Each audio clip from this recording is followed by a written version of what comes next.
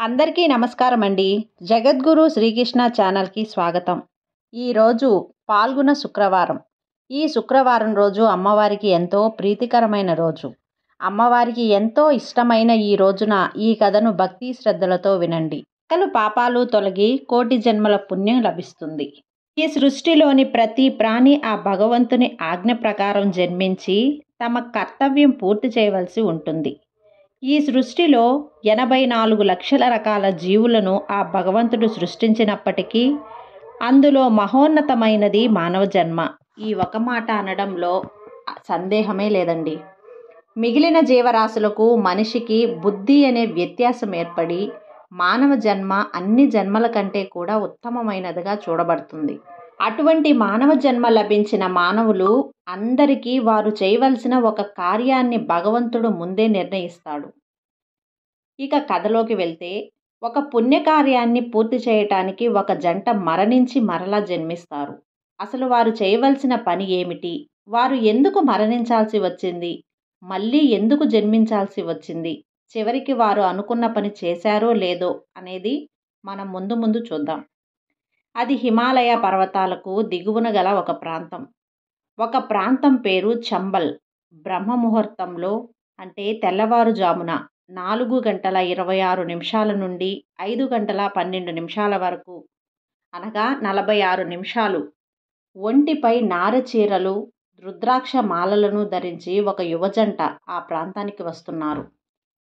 భర్త మాల్యవంతుడు ముందుగా నడుస్తూ ఉంటే అతని వెన్నంటే భార్య మనోరమ ఎంతో ఒద్దికగా నడుస్తూ వస్తూ అక్కడి సుందర మనోహర దృశ్యాన్ని చూస్తూ నిలబడిపోయారు. అక్కడి ఆకాశాన్ని తాకుతున్న శిఖరాల నుండి సెలయేళ్లు ప్రవహిస్తున్నాయి. పక్షుల కిలకిలా రావాలు, సంగీత సరిగమల సెలయేటి చప్పట్లు, ఆ సంగీతానికి వాయిద్యం వాయిస్తున్నట్లుగా ఉంది.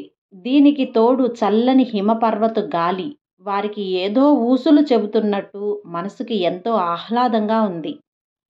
భర్త మాల్యవంతుడు మనోరమతో, మనోరమ, ఇదియే సరి అయిన ప్రదేశం మనం తపస్సు పూర్తి చేయటానికి. ఇప్పటికీ మనం 7 సంవత్సరాలు తపోదీక్షలో ఉన్నాము. ఇక 5 సంవత్సరాలు పూర్తి చేసుకున్న మన గురువు గారు చెప్పిన 12 సంవత్సరాల తపస్సు పూర్తి అవుతుంది. ఆ సరస్సులో కాళ్ళు చేతులు శుభ్రం చేసుకుంటూ ఈ మాట చెప్తున్నాడు. బదులుగా మనోరమ, అవును యువరాజా, ఇదియే కదా మన కర్తవ్యం. దీనికోసమే మహారాజు పుత్రులైన మీకు అరణ్యంలో నివసించు సాధు పొంగవుల పుత్రిక అయిన నాకు మన ఆస్థాన పండితులైన మండకర్ణుని సూచన ప్రకారం వివాహం జరిగినది. ఇప్పటి వరకు మనం కొన్ని సంవత్సరాలు పండ్లు, పచ్చి కూరగాయలు, దుంపలను ఆహారంగా తీసుకోవడం ద్వారా, అటు ద్వారా కేవలం ద్రవ రూపంలో ఉండే వీటిని ఆహారంగా తీసుకోవడం ద్వారా మన తపస్సును పూర్తి చేశాం. ఇప్పుడు కేవలం గాలిని మాత్రమే తీసుకోవటం ద్వారా మన శరీరాన్ని పోషిస్తూ మన తపస్సును పూర్తి చేయాలి. అప్పుడే మనం సర్వ జగద్రక్షకుడు అయిన శ్రీమన్నారాయణుని అనుగ్రహాన్ని అందుకోగలము. ఈ ఒక మాట ఆకాశం వైపు చూస్తూ నమస్కరిస్తూ మాల్యవంతుడు కూడా మనసులో ఆ నారాయణ్ణి తలుచుకొని ఆయన అష్టాక్షరి మంత్రాన్ని కళ్ళు మూసుకొని ఒకసారి జపించి వారి తపస్సుకు అనువైన చోటును చూస్తాడు. అదిగో మనోరమ, ఆ చోటు బాగుంది చూడు అంటూ తన చేతిని ఒక పెద్ద వృక్షం వైపు చూపిస్తాడు. మనోరమ అటు చూసి, అవును స్వామి, ఆ చోటు ఎంతో ప్రశాంతంగా ఉంది, పదండి అంటూ ఒక చిన్న సెలయేటి పాయలో కాళ్లను చేతులను తన ముఖాన్ని శుభ్రం చేసుకుంటుంది. ఇద్దరూ కలిసి ఆ వృక్షం వైపు అడుగులు వేస్తున్నారు. మాల్యవంతుడు మనోరమతో, దేవి, మన ఇద్దరిపై ఎంతో పెద్ద బాధ్యత ఉంది. మన వల్ల అది జరుగుతుందో లేదో ఆ భగవంతునికే తెలియాలి. మన ఆస్థాన పండితుడైన మండకర్ణుని సలహా ప్రకారం మన రాజ్యం సుభిక్షంగా ఉండాలి అంటే మనకు ఆ నారాయణుని అంశతో ఒక కుమారుడు జన్మించాలి. ఆ కుమారుడే మన తండ్రి గారి రాజ్యంలో జరిగిన పొరపాటును సరిదిద్దగలడు అన్నాడు. ఇప్పటి వరకు వారు చెప్పినట్లే చేశాం, కానీ ఇది అత్యంత క్లిష్టమైన పని అంటుండగా మనోరమ చిన్న చిరునవ్వు నవ్వి, స్వామి, ముందు భయాన్ని విడిచిపెట్టండి. అన్నింటికీ ఆ నారాయణుడే ఉన్నాడు. ఆయన ఆజ్ఞ లేకుండా ఆయన ఆజ్ఞ లేకుండా ఇదంతా జరుగుతుంది అంటారా? ఆ కృష్ణ విగ్రహ ప్రతిష్టలో జరిగిన తప్పిదం వల్లే ఇది అని మీరు అనుకున్నా అది ఆయన లీలగా మనం భావించాలి. ఆ భగవంతుని అంశకు మనం తల్లిదండ్రులు కావటం కోసమే అలా జరిగి ఉండవచ్చు. ఇది ఏమైనా జరగని దానిని మనం మార్చలేం కదా స్వామి. మనం కేవలం ముందున్న కర్తవ్యంపై మన దృష్టిని ఉంచడం అత్యంత అవసరం. ఆ నారాయణుని ఆజ్ఞ ఉంటే, ఆశీస్సులు ఉంటే తప్పకుండా మన కోరికను సిద్ధించుకోగలము అని చెప్పుకుంటూ ఆ వృక్షం దగ్గరికి చేరుకున్నారు. ఇద్దరూ నారాయణుని అష్టాక్షరిని ఒకసారి జపించి, తండ్రి నారాయణ, నీ అనుగ్రహం మా మీద ప్రసరించి మా కోరికను మన్నించి మాకు నీ అంశతో ఒక బాలుడిని ప్రసాదించు తండ్రి అని రెండు చేతులు జోడించి నమస్కరించి ఆ వృక్షానికి చెరొక వైపు చేరి నారాయణ అష్టాక్షరితో తమ తపస్సును ప్రారంభించారు. మాల్యవంతుడు, మనోరమ ఇద్దరూ అత్యంత నిష్ఠతో ఆ నారాయణ్ణి ప్రసన్నం చేసుకోవటానికి అష్టాక్షరి మంత్రాన్ని జపించడం మొదలుపెట్టారు. కొన్ని రోజులు, నెలలు, సంవత్సరాలు గడిచిపోతున్నాయి. వారి శరీరం మొత్తం దుమ్ము, ధూళి వల్ల సహజతత్వాన్ని కోల్పోయి తపస్సు చేస్తున్న వారికి ఇరువైపులా మట్టి పేరుకుపోయి చిన్న పుట్టలా మారిపోయింది. హిమాలయాల్లో నలుగురు అప్సరసలతో విహారయాత్ర చేయడానికి వచ్చిన విశ్రవసుడు అనే గంధర్వుడు అటు వెళ్తూ ఆ ప్రాంతంలో కనిపిస్తున్న దేదీప్యమానమైన కాంతిని చూసి ఆశ్చర్యంగా ఆ వింత ఏమిటో చూడాలన్న కుతూహలంతో తన ఆకాశ విమానాన్ని కిందకు దించుతాడు. ఆ విమానం మాల్యవంతుడు, మనోరమ తపోస్థానానికి కొద్ది దూరంలో ఆగింది. ఆ విమానం ఆగిన వెంటనే అందులోని అప్సరసలు కిలకిలమని నవ్వుతూ కిందికి దిగి లేడి పిల్లల వలె పరుగు పెడుతున్నారు. వారిని ఆనందంతో చూస్తూ పట్టుకోవడానికి పరిగెత్తుకున్న విశ్రవసుడి అడుగులు వారిని అందుకోలేక తడబడిపోతున్నాయి. ఆ సమయంలో విశ్రవసుడు కామ, క్రోధ, మదములతో కూడిన మత్తులో తాగుతూ తూలుతూ మదించిన ఏనుగు వలె ఉన్నాడు. విశ్రవసుడు ఆ అప్సరసలను చేరి చుట్టూ పరిసరాలను గమనించకుండా ఆ అప్సరసలతో ఆనంద డోలికల్లో ఊగుతున్నాడు. అప్పుడు అందులో తార అనే ఒక అప్సరసల చెట్టు కింద ధ్యానంలో నిమగ్నమై ఉన్న మాల్యవంతుడు, మనోరమలను చూసి, అయ్యో గాంధర్వరాజా, అక్కడ ఎవరో మానవులు ఉన్నారు. వారు మనల్ని చూస్తే మంచిది కాదు.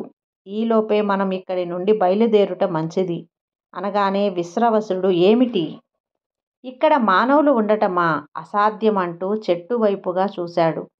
తపస్సులో లీనమైన మాల్యవంతుడు, మనోరమ జంటను చూసి, అవును, వీళ్ళు మానవులే, వీరికి ఇక్కడ ఏం పని అని అనుకుంటూ వారి దగ్గరకు వెళ్తాడు. అతనితో పాటు అప్సరసలు కూడా వెళ్తారు.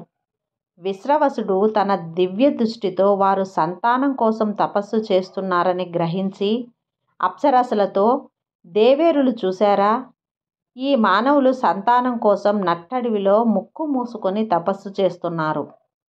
వీరికి సంతానం గురించిన సృష్టి రహస్యం తెలియదు కాబోలు అంటూ నవ్వుతాడు. ఆ మాటలకు అప్సరసలు మాల్యవంతుడి చుట్టూ చేరి పకపక నవ్వుతారు. వీరి మాటల అలికిడికి తపఃభంగం కలిగిన మాల్యవంతుడు బంగారపు మేనిఛాయ కలిగి దగదగాయమానంగా ప్రకాశిస్తూ వజ్ర వైడూర్యాలు పొదగబడిన నగలను ధరించిన వారిని చూసి, ఎవరు మీరు, ఇక్కడ మీకు ఏమి పని, నా తపస్సుకు ఎందుకు భంగం కలిగించారు అని ప్రశ్నిస్తాడు. బదులుగా విశ్రవసుడు, మేమా, మమ్మల్ని చూసి ఎవరనుకున్నావు, మేము గంధర్వులం. మీ వలె జీవన్మరణ సమస్యలతో బాధపడే వాళ్ళం కాదు. మీ వలె రోగపీడిత భయాలతో సతమతమయ్యే వాళ్ళము కాదు. మేము నిత్యులం, శక్తివంతులం, అనంతులం, ఎప్పుడూ ఆనంద డోలికలతో మునిగి తేలుతూ ఉండేవాళ్ళం అంటూ నవ్వుతాడు. మానవా, నీ ఆయుష్ ఎంత, నువ్వెంత, నీకున్న అతి తక్కువ సమయంలో ఇలా అడవులు పట్టుకు తిరుగుతూ నీ యవ్వనము మొత్తం వ్యర్థం చేసుకుంటున్నావు. ఇలా నీ వయసంతా ఆవిరి చేసుకుంటూ ఉంటే నీ దృష్టిలో అతి మధురమైన రతి క్రీడలను ఎప్పుడు నువ్వు అనుభవిస్తావు, ఎప్పుడు సుఖిస్తావు అంటూ మాల్యవంతుడికి బోధ చేస్తున్న విశ్రవసుడికి చూసి మాల్యవంతుడు నవ్వుతూ, గంధర్వరాజా, మేము అల్పులమే, మాకు ఉండే సమయం తక్కువ, కాబట్టి సర్వశక్తివంతుడు, సర్వజ్ఞుడు, సర్వదక్షకుడు అయిన ఆ పరమాత్మను ఆరాధించడం మా అవసరం. అంతకన్నా గొప్ప పని ఏముంది స్వామి? మీరు చెప్పిన కోరికలు, భోగాలు క్షణికమైనవి. అటువంటి వాటిపై నాకెప్పుడూ వ్యామోహం లేదు అని చెప్పి తన స్థానంలో కూర్చొని తపస్సు ప్రారంభించాడు. అది విన్న విశ్వవరుసుడికి కోపం కట్టలు తెంచుకొని వచ్చింది.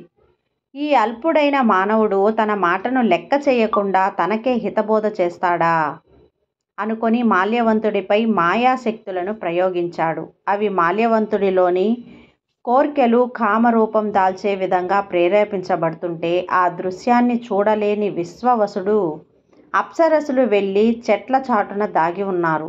మాయాశక్తి ప్రభావంతో తపస్సులో మనసును నిలపలేక మాల్యవంతుడు తనలోని కోర్కెలు హెచ్చు కాగా కళ్ళు తెరిచి తన భార్య వైపు చూశాడు.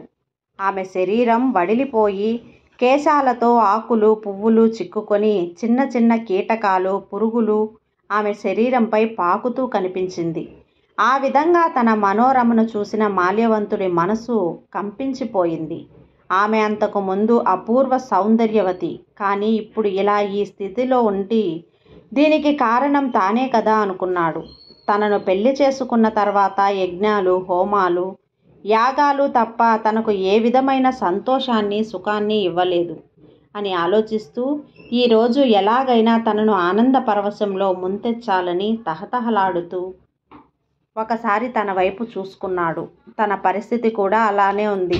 ఒకసారి అక్కడి నుంచి లేచి తన శరీరాన్ని శుభ్రం చేసుకుని మనోరమ చెంత చేరి రమరమ అంటూ పిలిచాడు. కానీ తపస్సులో ఉచ్చస్థితికి చేరుకున్న మనోరమ పలకలేదు. ముందు తన చుట్టూ ఉన్న పరిసరాలు శుభ్రం చేసి ఆ తర్వాత మనోరమ ఎదురుగా నిలిచి తన్మయత్వంతో తనను చూస్తూ ఉన్నాడు. తనలో ఉన్న మాయ ప్రభావంతో కోరికలను అదుపు చేయలేక మతి తప్పి మనోరమను దగ్గరగా తీసుకుని హృదయానికి అత్తుకున్నాడు. ఆ హఠాత్ పరిణామంతో ఒక్కసారిగా ఉలిక్కిపడిన మనోరమ కళ్ళు తెరిచేసరికి కళ్ళ ముందు వచ్చిన తపశ్శక్తితో కూడిన ఆగ్రహపు జ్వాలలో మాల్యవంతుడి శరీరం మనోరమ కళ్ళ ముందే భస్మమైపోయింది. ఒక్క క్షణంలో జరిగిందంతా చూసి మనోరమ నిశ్చేష్టురాలయ్యింది. తన కళ్ళ ముందే భస్మమవుతున్న మాల్యవంతుడిని ఆశ్చర్యంతో చూస్తూ నిలబడిపోయింది మనోరమ. ఆ భయంకర దృశ్యాన్ని చూసిన అప్సరసలు భయంతో దిక్కుతోచని స్థితిలో తలో దిక్కుకు పారిపోయారు. ఈ హఠాత్ పరిణామం నుండి తేరుకున్న మనోరమ ఆ పారిపోతున్న అప్సరసలను చూసింది. ఇంకా ఆ చెట్టు చాటున బిక్కు బిక్కుమని భయంతో ఉన్న విశ్వవసుడిని చూసి జరిగిన దానిని అర్థం చేసుకొని ఒక్కసారిగా ఉగ్రురాలై పెద్ద పెద్ద కళ్ళతో గంభీరమైన కంఠంతో ఇదంతా నీ తప్పే కదూ అని అరచి ఆ మాటకు ఉలిక్కిపడిన గంధర్వుడు మౌనంగా ఉండిపోయాడు. ఆ సమయంలో మనోరమ దుష్ట శిక్షణకై వచ్చిన అపరకాళి అవతారంలా కనిపించింది. భీతి చెందిన విశ్వవరుసుడు వెంటనే మనోరమ పాదాలపై పడి తాను చేసిన తప్పును మన్నించి వదిలేయమని ప్రాధేయపడ్డాడు. మనోరమ, తప్పకుండా వదిలేస్తాను. నా భర్తను తిరిగి తీసుకొని రాగలవా? విశ్వవసుడు, క్షమించు తల్లి, బూడిద నుంచి మనిషిని బ్రతికించగల శక్తి నాకు లేదు. మనోరమ, అదేమిటి? నువ్వు నిత్యుడువు కదా, శక్తివంతుడు కదా, నువ్వు తలుచుకుంటే ఏదైనా చేయగలవు కదా. విశ్వవసుడు ఏమీ మాట్లాడలేక మౌనంగా ఉండిపోయాడు. మనోరమ, ఏమిటి మౌనంగా ఉన్నావు? ఇప్పుడు మౌనంగా ఉండి ప్రయోజనమేమిటి? నేను నా భర్తను బ్రతికించుకోవటం కోసమే ఇన్ని సంవత్సరాలుగా తాపత్రయపడ్డాను. తనతో కలిసి ఒక అందమైన జీవితం ఊహించుకున్నాను. కానీ నువ్వు వచ్చి మా జీవితాలు చిన్నాభిన్నం చేసేశావు. ఒక్క క్షణంలో అంతా తారుమారు చేసేశావు. నువ్వు చేసిన తప్పుకు శిక్ష ఏమిటో విను. కోపంగా ఏ దైవత్వాన్ని చూసుకొని మిడిసిపడుతున్నావో ఆ దైవత్వాన్ని విడిచి దిక్కుతోచని స్థితిలో అడవుల్లో సంచరిస్తూ ఉంటావు. మానవ జన్మను నువ్వు హీనం, నీచం అని తక్కువ చేసి మాట్లాడావో అదే మానవునిగా నువ్వు జన్మిస్తావు. ఇదే నేను నీకు విధించే శిక్ష అని అనగానే ఒక్కసారిగా విశ్వవసుడి హృదయం ద్రవించుకుపోతుంది. మనోరమ తన భర్త బూడిదను చూస్తూ, స్వామి, ఈ మూర్ఖురాలైన మీ భార్యను క్షమించండి అంటూ దిక్కులు పెక్కటిల్లేలా ఏడుస్తుంది. తనలోని కోపం, బాధ అంతా కన్నీటి రూపంలో ప్రవహిస్తూ ఇక మీరు లేరు అనే నా జీవితం వ్యర్థమంటూ తన ప్రాణాలను కూడా అగ్నికే ఆహుతి చెయ్యాలని తలచి అగ్నిదేవుడిని ఆవాహనం చేసి మంటల్లో దూకడానికి సిద్ధపడుతుండగా ఆకాశంలో ఉరుములు, మెరుపులతో కూడిన ఒక దివ్యకాంతి ప్రకాశిస్తూ తన దేదీప్యమైన కాంతిని నలువైపులా ప్రసరిస్తున్నది. ఆ కాంతిని చూడలేక కళ్ళు మూసుకొని మనోరమ ముందుకు వచ్చింది. ఆ దివ్యశక్తి మనోరమ కళ్ళు తెరిచి చూస్తూ ఉంటే గరుడ వాహనంపై చతుర్భుజాలతో గద, కమలం, శంఖం, చక్రాలు ప్రకాశించగా తలపై నెమలి పింఛంతో కూడిన కిరీటాన్ని ధరించిన పట్టు పీతాంబరుడు అయిన ఆ శ్రీమన్నారాయణుడు కనిపించాడు. ఆ నారాయణుని దివ్య రూపాన్ని దర్శించిన మనోరమ తన 2 కళ్ళతో నిండిన ఆనంద బాష్పాలు రాలుతుండగా ఆ శ్రీమన్నారాయణుడి పరి విధాలా స్తుతించి మనసారా ఆయనను తన శిరస్సు మంచి నమస్కరించినది. నారాయణుడు ఎంతో కరుణతో సకల జ్ఞాన ప్రాప్తిరస్తు, ఆత్మశాంతి సిద్ధిరస్తు అని దీవించి చిరు మందహాసంతో మనోరమ ఏమిటి, నువ్వు చేస్తున్న పని ఏమిటి మనోరమ? నీ భర్త మరణం విధిలిఖితం. విధిలిఖితాన్ని ఎవ్వరూ తప్పించలేరు. తెలియదా? ఆత్మహత్య చేసుకోవటం మహాపాపం. అన్నీ తెలిసి నువ్వు ఇలా చేస్తున్నావా? నువ్వు నేర్చుకున్న జ్ఞానం ఇదేనా? కామ, క్రోధ, లోభ, మోహ, మద, మత్సరాలు అనే 6 అరిషడ్ వర్గాలను అదుపు చేసుకున్నప్పుడే మనిషి చేసే ఏ పుణ్యకార్యమైనా సఫలమవుతుంది. తెలియదా? మనోరమ ఎంతో ఆవేదన చెందుతూ, స్వామి నారాయణ, తమరే అలా అంటే మాలాంటి సామాన్యులకు దిక్కెవరు? మమ్మల్ని కాపాడేవారు ఎవరు? మేము తెలిసి తెలియక చేసే తప్పులను ఒక తండ్రి వలె సరిదిద్దు. నువ్వే నా జీవితానికి మార్గం చెప్పి నన్ను ఈ పాపం నుండి కాపాడు తండ్రి అని వేడుకోగా సర్వాంతర్యామి అయిన ఆ విష్ణుమూర్తి, చింతించకు తల్లి, మనసును ప్రశాంతంగా ఉంచుకో. ఆ రోజు నీ భర్త తెలిసి తెలియక ఒక మనిషిని బాణంతో గాయపరిచాడు. దానివల్ల అతను ప్రాణాలను కోల్పోయాడు. ఆ ముని భార్య తన ప్రాణాలను త్యాగం చేస్తూ నీ భర్తను భార్య చేతిలో మరణించమని శపించింది. మహాత్ముల మాట ఎప్పటికీ తీసిపోదు. ఇక నీ కారణంగానే ఈరోజు నీ చేతిలో నీ భర్త మరణించాడు. ఇక మీ ఇద్దరూ కలిసి చేయవలసిన ఒక దైవ కార్యం మిగిలిపోయింది. ఇది ఇద్దరికీ ఎడబాటు కాదు, ఒక కొత్త జీవితానికి, మీ విభిన్న ప్రేమ కథకు నాంది. ఈ జన్మలో అసంపూర్తిగా ఉన్న మీ ప్రేమను మీరు నిర్వహించవలసిన దైవ కార్యాన్ని పూర్తి చేయటానికి సమయం వచ్చినప్పుడు మీరు మరలా కలిసి ప్రయాణం ప్రారంభిస్తారు అని చెప్పి మాల్యవంతుడు మనోరమలను తనలో విలీనం చేసుకున్నాడు. అక్కడే ఉండి ఇదంతా చూస్తున్న విశ్రవసుడు నారాయణుని పాదాలపై పడి తన మనోరమ విధించిన శిక్ష నుండి కాపాడమని వేడుకోగా నారాయణుడు, చింతించకు, ఇది నీ పాప పరిహారం కోసం తప్పదు. నువ్వు కూడా మానవ జన్మను ధరించి వారి ప్రేమ కథలో పాత్రవై సమయం వచ్చినప్పుడు వారికి మార్గనిర్దేశం చేసి నీ తప్పులను సరిదిద్దుకొని మరలా అమరత్వాన్ని పొంది గంధర్వుడు అవుతావు అని చెప్పి నారాయణుడు అదృశ్యమయ్యాడు. ఈ వీడియో మీకు నచ్చినట్లయితే లైక్ చేసి షేర్ చేయండి. అలాగే సబ్స్క్రైబ్ చేయండి. సర్వే జన సుఖినో భవంతు.